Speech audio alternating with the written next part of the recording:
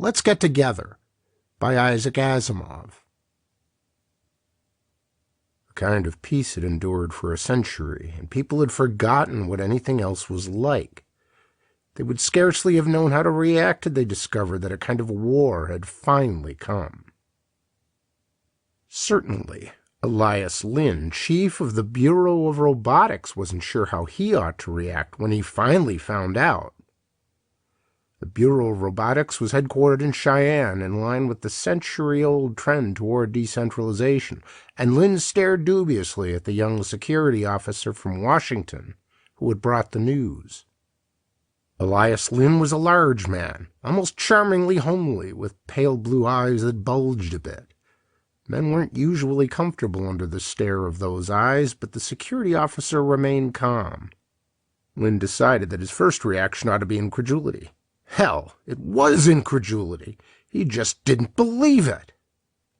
He eased himself back in his chair and said, "How certain is the information?" The security officer, who had introduced himself as Ralph G. Breckenridge and had presented credentials to match, had the softness of youth about him. Full lips, plump cheeks that flushed easily, and guileless eyes. His clothing was out of line with Cheyenne, but it suited a universally air-conditioned Washington, where security, despite everything, was still centered. Breckenridge flushed and said, "There's no doubt about it." "You people know all about them, I suppose," said Lynn, and was unable to keep a trace of sarcasm out of his tone.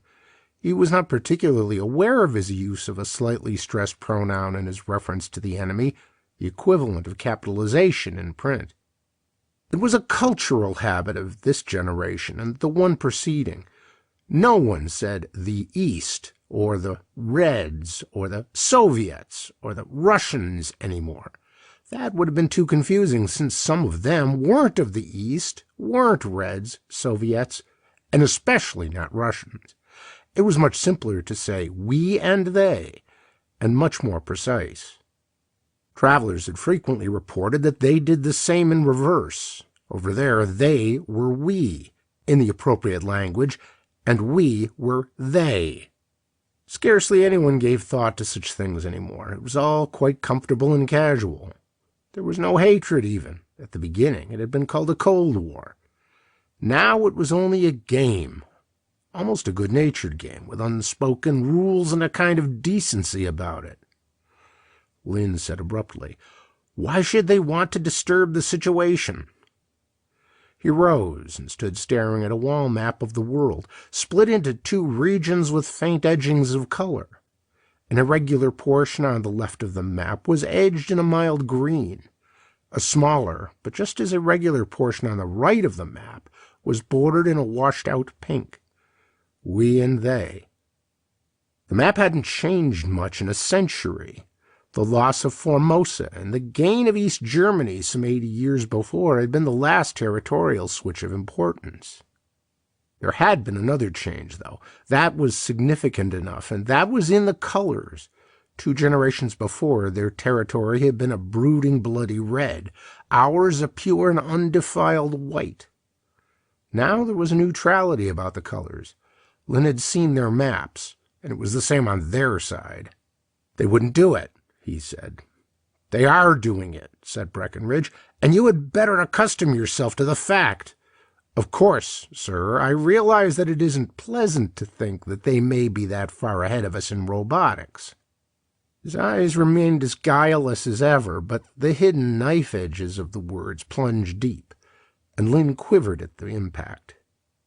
Of course, that would account for why the chief of robotics learned of this so late, and through a secretary officer at that. He had lost caste in the eyes of the government.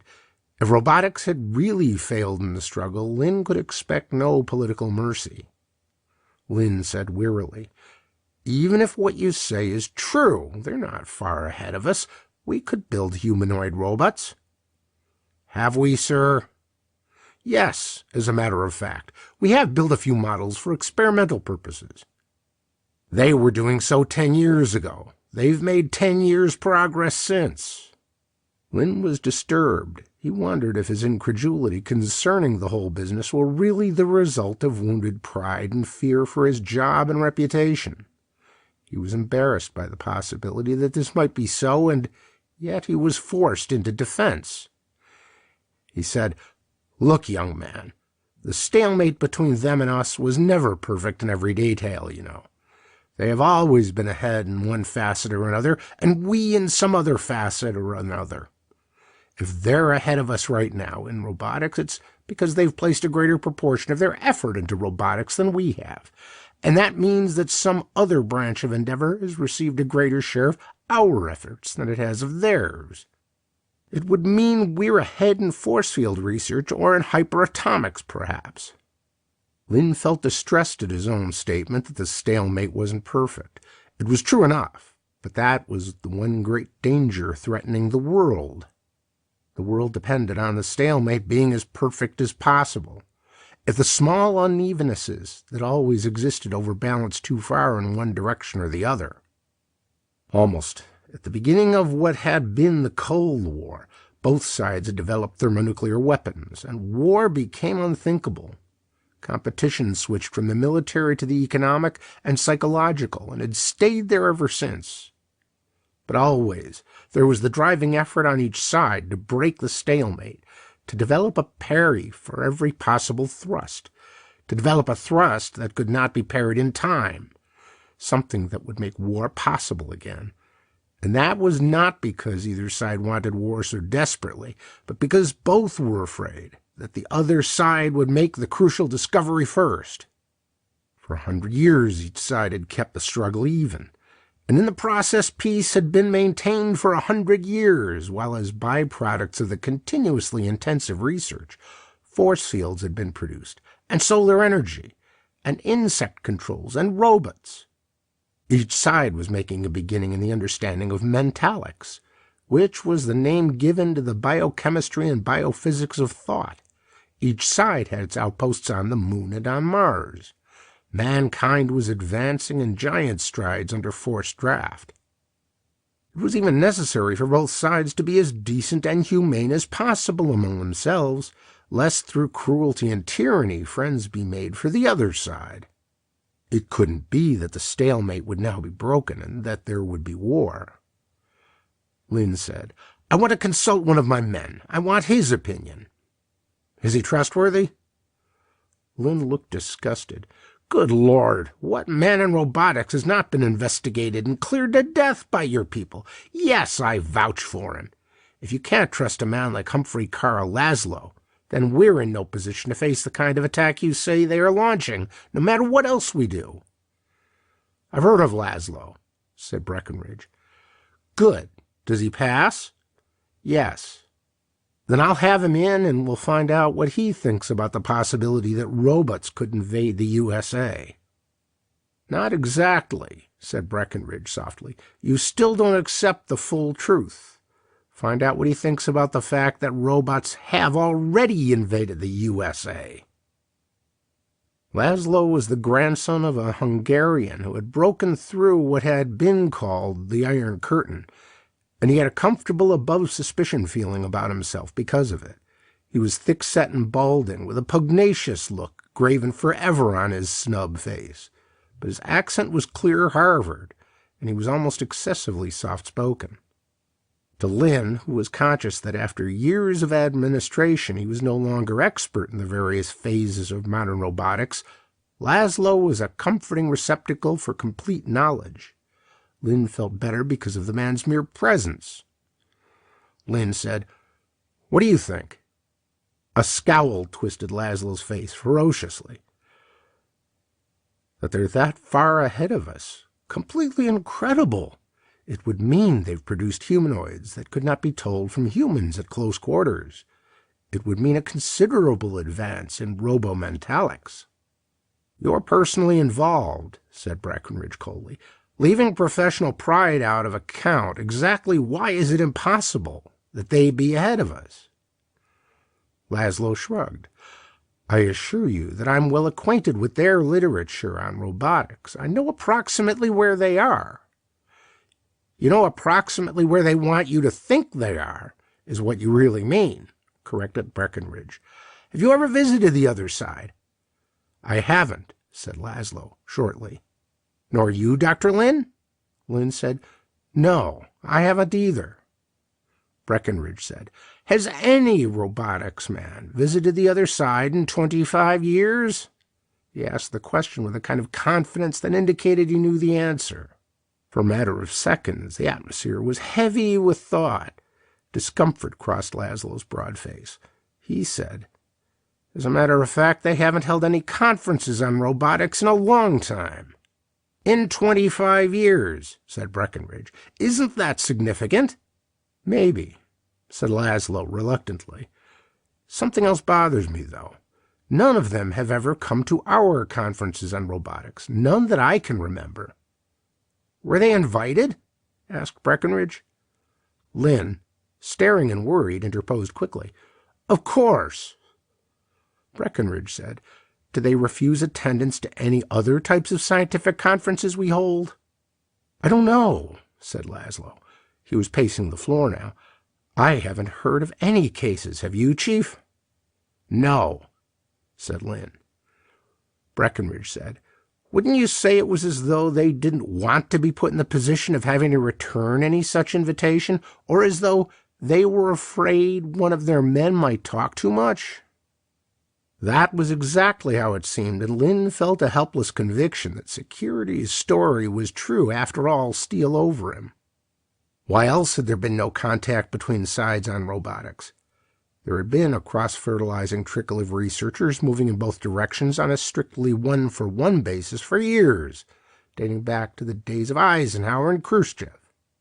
There were a great many good motives for that. An honest appreciation of the supranational character of science, impulses of friendliness that are hard to wipe out completely in the individual human being, the desire to be exposed to a fresh and interesting outlook, and to have your own slightly stale notions greeted by others as fresh and interesting.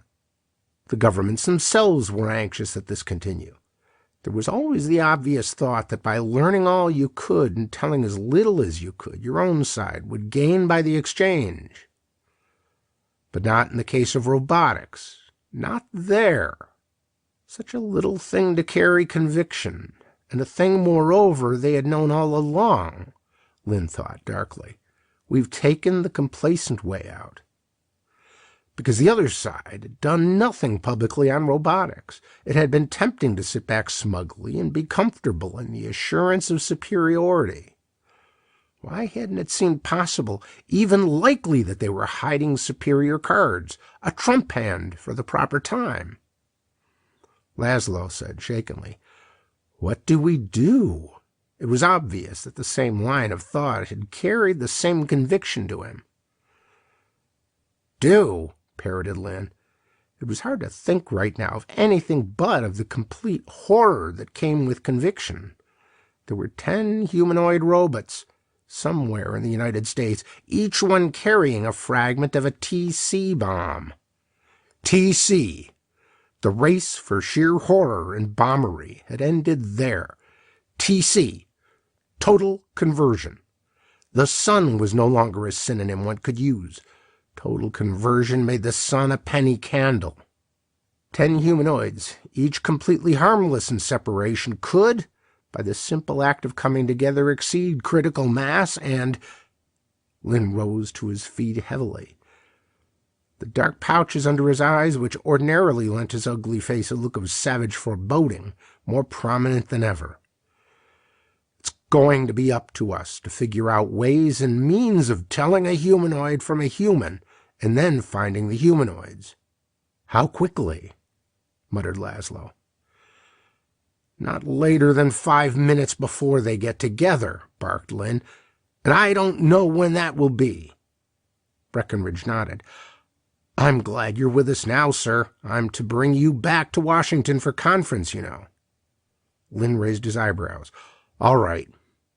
He wondered if, had he delayed longer in being convinced, he might not have been replaced forthwith, if some other chief of the Bureau of Robotics might not be conferring in Washington.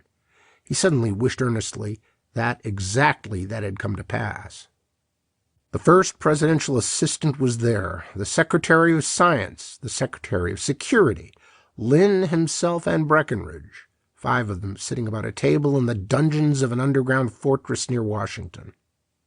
Presidential Assistant Jeffries was an impressive man, handsome in a white-haired and just a trifle jowly fashion, solid, thoughtful, and as unobtrusive politically as a presidential assistant ought to be. He spoke incisively. There are 3 questions that face us as I see it. First, when are the humanoids going to get together? Second, where are they going to get together? Third, how do we stop them before they get together? Secretary of Science Amberley nodded convulsively at that. He had been Dean of Northwestern Engineering before his appointment. He was thin, sharp-featured, and noticeably edgy. His forefinger traced slow circles on the table. As far as when they'll get together, he said, I suppose it's definite that it won't be for some time. Why do you say that? Asked Lynn sharply. They've been in the U.S. at least a month already, so security says. Lynn turned automatically to look at Breckinridge, and Secretary of Security McAllister intercepted the glance. McAllister said, The information is reliable. Don't let Breckinridge's apparent youth fool you, Dr. Lynn. That's part of his value to us. Actually, he's 34 and has been with the department for 10 years. He has been in Moscow for nearly a year, and without him, none of this terrible danger would be known to us. As it is, we have most of the details. Not the crucial ones. McAllister of Security smiled frostily. His heavy chin and close-set eyes were well known to the public, but almost nothing else about him was. He said, We are all finitely human, Dr. Lynn. Agent Breckinridge has done a great deal. Presidential Assistant Jeffries cut in. Let us say we have a certain amount of time. If action at the instant were necessary, it would have happened before this. It seems likely that they are waiting for a specific time. If we knew the place, perhaps the time would become self-evident. If they are going to TC a target, they will want to cripple us as much as possible. So it would seem that a major city would have to be it. In any case, a major metropolis is the only target worth a TC bomb. I think there are 4 possibilities. Washington is the administrative center, New York is the financial center, and Detroit and Pittsburgh is the 2 chief industrial centers. McAllister of Security said, I vote for New York. Administration and industry have both been decentralized to the point where the destruction of any one particular city won't prevent instant retaliation. Then why New York? Asked Amberley of Science, perhaps more sharply than he intended. Finance has been decentralized as well. A question of morale. It may be they intend to destroy our will to resist, to induce surrender by the sheer horror of the first blow. The greatest destruction of human life would be in the New York metropolitan area. Pretty cold-blooded, muttered Lynn. I know, said McAllister of Security, but they're capable of it. If they thought it would mean final victory at a stroke, wouldn't we? Presidential Assistant Jeffries brushed back his white hair. Let's assume the worst. Let's assume that New York will be destroyed sometime during the winter, preferably immediately after a serious blizzard when communications are at their worst, and the disruption of utilities and food supplies in fringe areas will be most serious in their effect. Now, how do we stop them? Amberley of Science could only say, finding 10 men in 220 million is an awfully small needle in an awfully large haystack. Jeffries shook his head. You have it wrong. 10 humanoids among 220 million humans. No difference, said Amberley of Science. We don't know that a humanoid can be differentiated from a human at sight. Probably not. He looked at Lynn. They all did. Lynn said heavily, We in Cheyenne couldn't make one that would pass as human in the daylight. But they can, said McAllister of Security, and not only physically. We're sure of that. They've advanced mentalic procedures to the point where they can reel off the microelectronic pattern of the brain and focus it on the positronic pathways of the robot. Lynn stared. Are you implying that they can create the replica of a human being complete with personality and memory? I do. Of specific human beings? That's right. Is this also based on Agent Breckenridge's findings? Yes. The evidence can't be disputed. Lynn bent his head in thought for a moment. Then he said, the 10 men in the United States are not men but humanoids. But the originals would have had to be available to them. They couldn't be Orientals, who would be too easy to spot, so they would have to be East Europeans. How would they be introduced into this country, then? With the radar network over the entire world border as tight as a drum, how could they introduce any individual, human or humanoid, without our knowing it? McAllister of Security said, it can be done. There are certain legitimate seepages across the border. Businessmen, pilots, even tourists. They're watched, of course, on both sides. Still, 10 of them might have been kidnapped and used as models for humanoids. The humanoids would then be sent back in their place. Since we wouldn't expect such a substitution, it would pass us by. If they were Americans to begin with, there would be no difficulty in their getting into this country. It's as simple as that. And even their friends and family could not tell the difference? We must assume so. Believe me, we've been waiting for any report that might imply sudden attacks of amnesia or troublesome changes in personality. We've checked on thousands. Amberley of Science stared at his fingertips. I think ordinary measures won't work. The attack must come from the Bureau of Robotics, and I depend on the chief of that bureau. Again, eyes turned sharply, expectantly on Lynn. Lynn felt bitterness rise. It seemed to him that this was what the conference came to, and was intended for. Nothing that had been said had not been said before. He was sure of that. There was no solution to the problem, no pregnant suggestion. It was a device for the record, a device on the part of men who gravely feared defeat, and who wished the responsibility for it placed clearly and unequivocally on someone else. And yet there was justice in it. It was in robotics that we had fallen short. And Lynn was not Lynn merely. He was Lynn of robotics, and the responsibility had to be his. He said, I will do what I can do. He spent a wakeful night, and there was a haggardness about both body and soul when he sought and attained another interview with Presidential Assistant Jeffries the next morning. Breckenridge was there, and though Lynn would have preferred a private conference, he could see the justice in the situation. It was obvious that Breckenridge had attained enormous influence with the government as a result of his successful intelligence work. Well, why not? Lynn said, Sir, I am considering the possibility that we are hopping uselessly to enemy piping. In what way? I'm sure that however impatient the public may grow at times, and however legislators sometimes find it expedient to talk, the government at least recognizes the world's stalemate to be beneficial. They must recognize it also. 10 humanoids with 1 TC bomb is a trivial way of breaking the stalemate. The destruction of 15 million human beings is scarcely trivial. It is from the world power standpoint.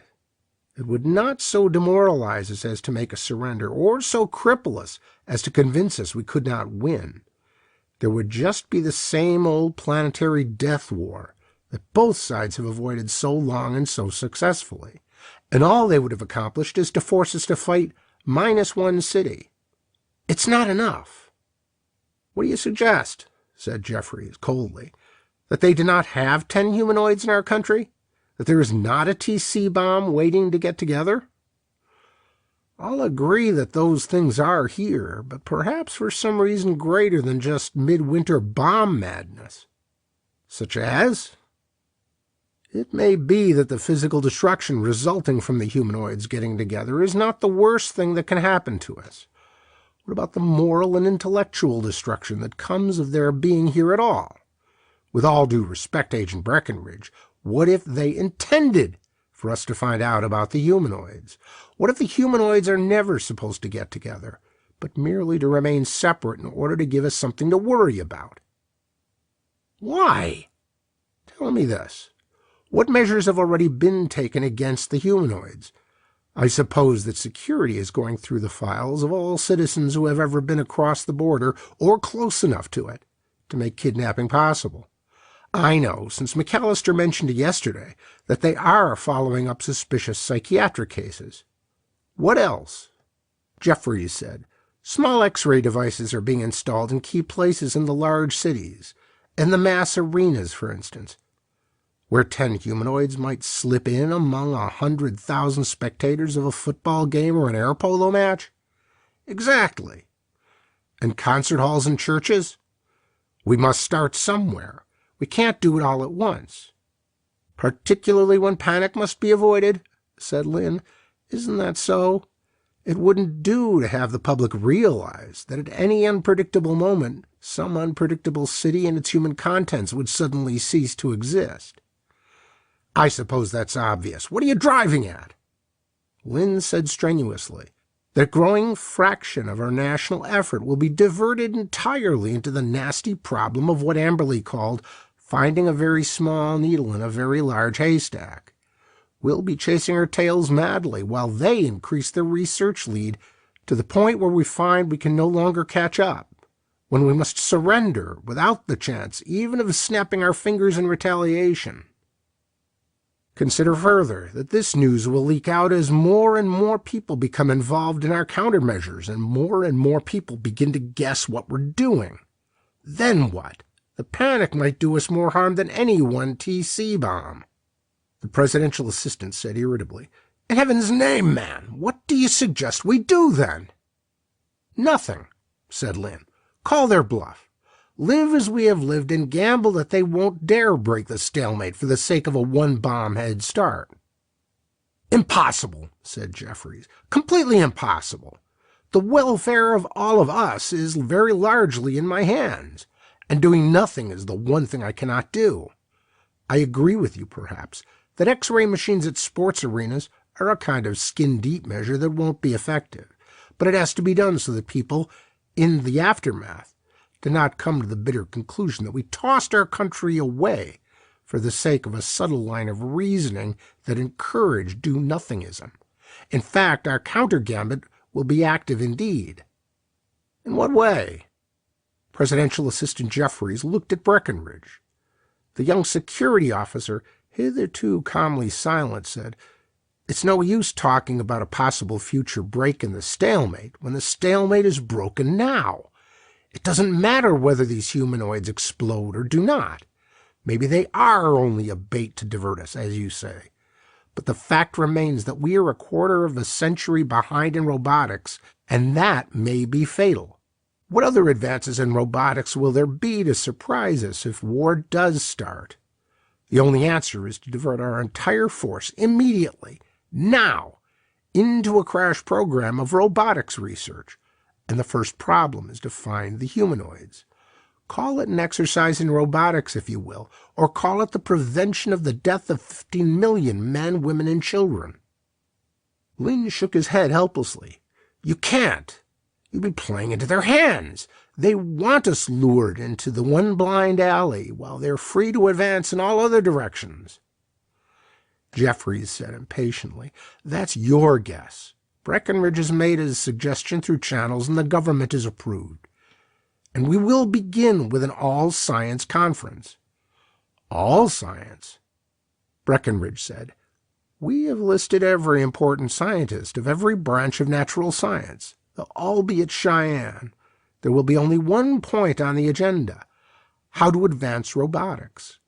The major specific subheading under that will be how to develop a receiving device for the electromagnetic fields of the cerebral cortex that will be sufficiently delicate to distinguish between a protoplasmic human brain and a positronic humanoid brain.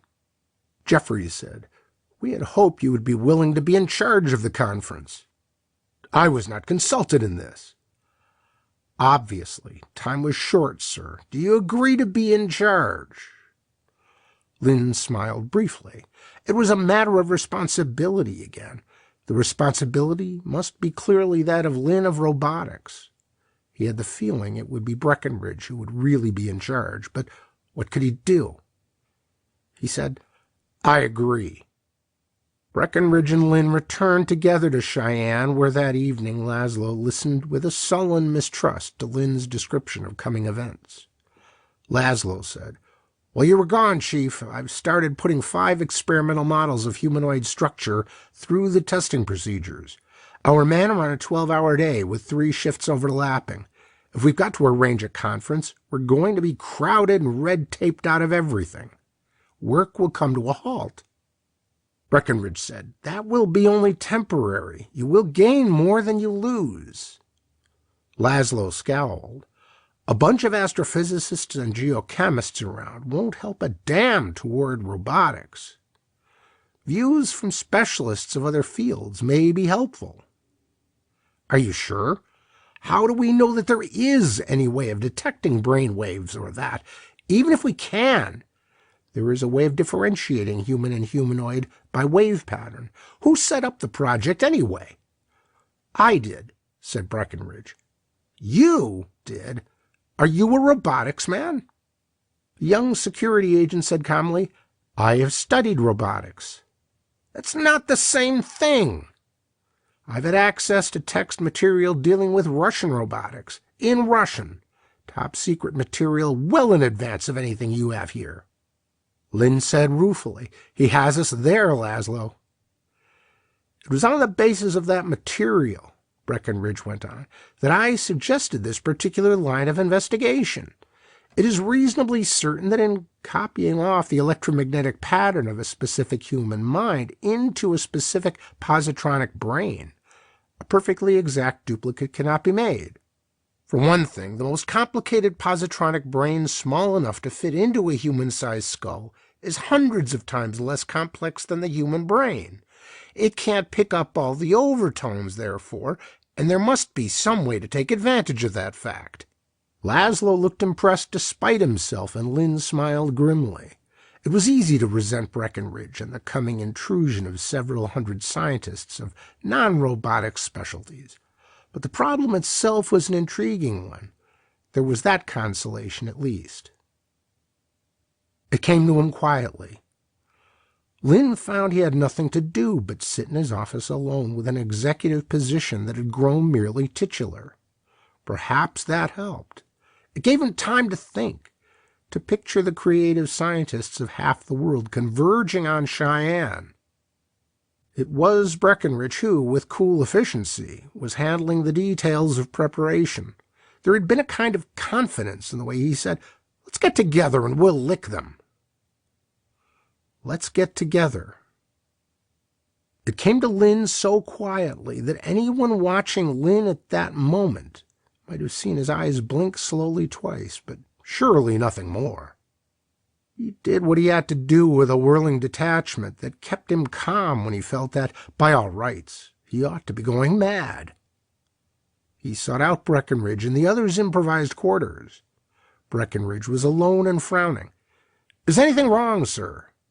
Lynn said wearily, "Everything's right, I think. I've invoked martial law." "What?" "As chief of a division, I can do so if I am of the opinion the situation warrants it.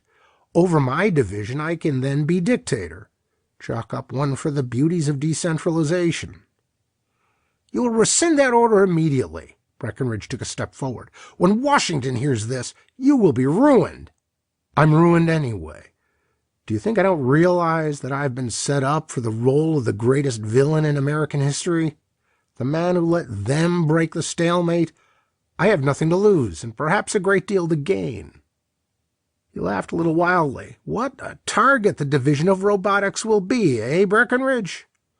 Only a few thousand men to be killed by a TC bomb capable of wiping out 300 square miles in 1 microsecond.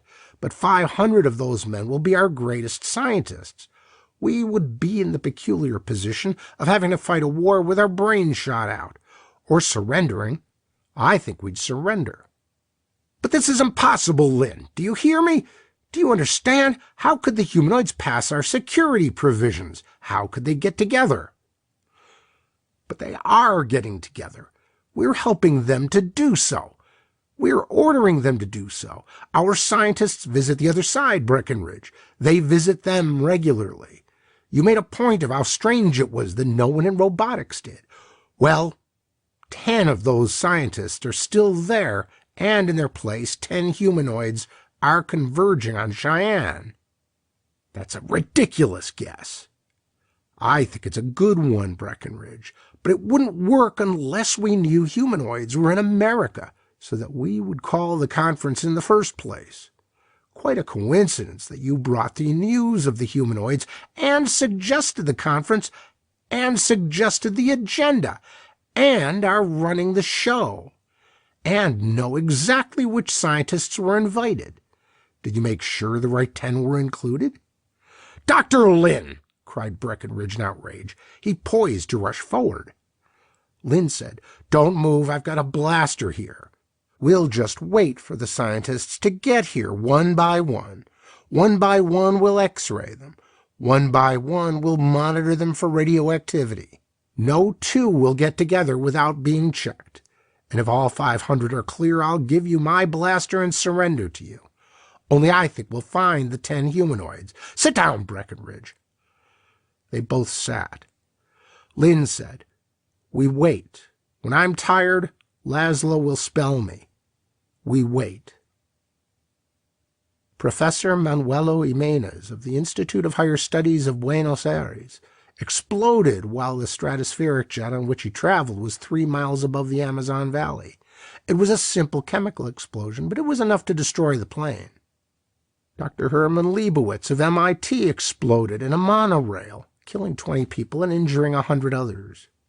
In similar manner, Dr. Auguste Marin of the Institut Nucléonique of Montreal and 7 others died at various stages of their journey to Cheyenne. Laszlo hurtled in, pale-faced and stammering with the first news of it. It had only been 2 hours that Lin had sat there facing Breckenridge, blaster in hand. Laszlo said, I thought you were nuts, Chief. But you were right. They were humanoids. They had to be. He turned to stare with hate-filled eyes at Breckenridge.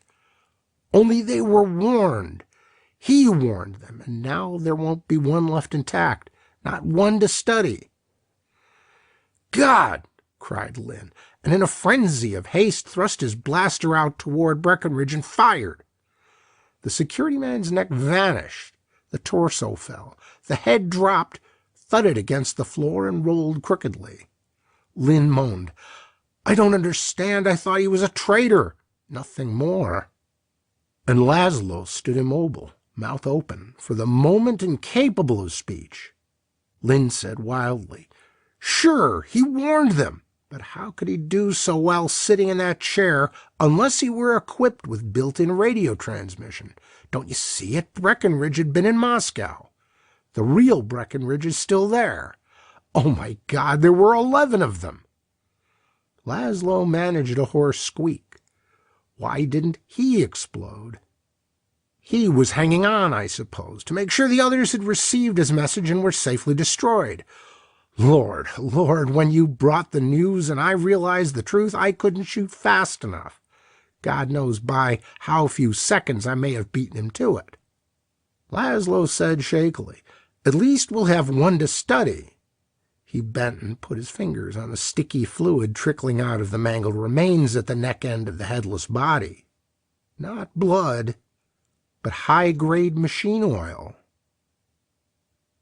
End of Let's Get Together by Isaac Asimov.